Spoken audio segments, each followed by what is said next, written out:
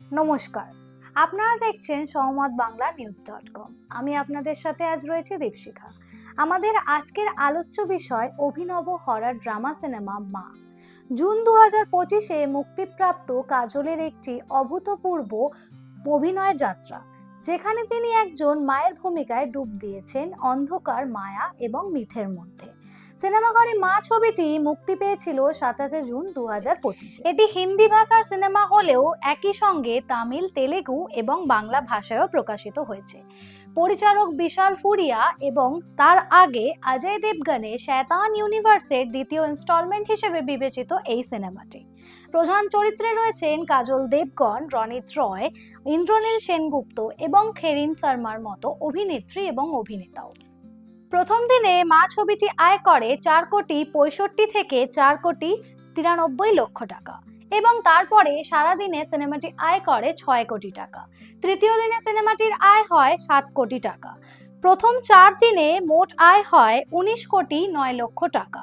এক সপ্তাহে সিনেমাটি আয় ছুঁয়েছে 26,65,00,000 টাকা।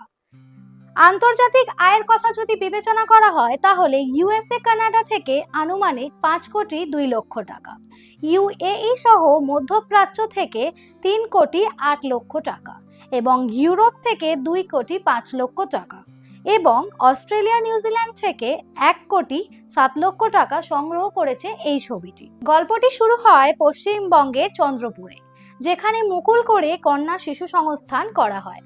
40 বছর পরে যখন অম্বিকা এবং তার স্বামী শুভঙ্কর তাদের কন্যা শ্বেতাকে নিয়ে শহরে ফিরে আসেন, তখন মিত মন্ত্র থেকে জন্ম নেয় এক ভয়ানক অভিশাপ।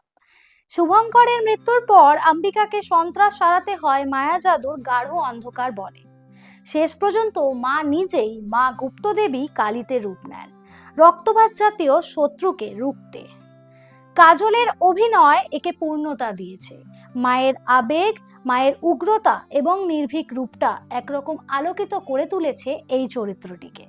রনিত রয় এবং খেরিন শর্মাও ঠিক জায়গায় আবেগ ঢুকিয়েছেন। পুষ্কর সিং এর সিনেমাটোগ্রাফি এবং ভিজুয়াল এফেক্ট চরিত্রের মায়াতে ভর করেছে। এবার আসি সিনেমাটির থিমের ওপর।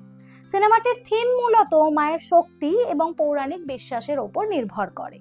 এখানে মা শুধু রক্ত মাংসের মানুষ নয়, তিনি দেবী, যিনি অন্যায়ের বিরুদ্ধে রুখে দাঁড়াতে পারেন। তবে কিছু জায়গায় গল্পের গতি ধীর হয়ে গিয়েছে। প্রথম অর্ধে আবেগ নির্ভর হলেও দ্বিতীয়ার্ধে অতিরিক্ত অলৌকিক উপাদান যুক্ত হওয়ায় বাস্তবতা কিছুটা হারিয়েছে। সিনেমাটার চিত্রগ্রহণ মনোমুগ্ধকর, বিশেষত কালীর রূপান্তরে। কালী পুজো, অগ্নি, লাল কালো আলোয় ভয় আর শক্তির এক চমৎকার ভারসাম্য সৃষ্টি হয়েছে। তবে ভিএফএক্স কিছু দৃশ্যে দুর্বল হয়ে পড়েছে, বিশেষ করে ক্লাইম্যাক্সে দানবের সঙ্গে লড়াইয়ের অংশটা কিছুটা কৃত্রিম লেগেছে।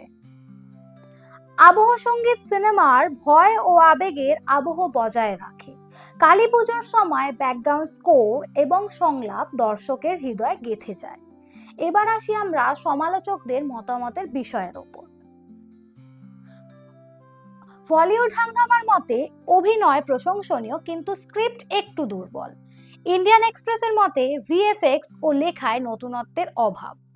এনডিটিভির মতে কনফিউজ থিম, আবেগ, ভয় একসাথে গেঁথে যায়। ফিল্মির মতে ভিজুয়ালস ও কাজলের অভিনয় মুগ্ধতা।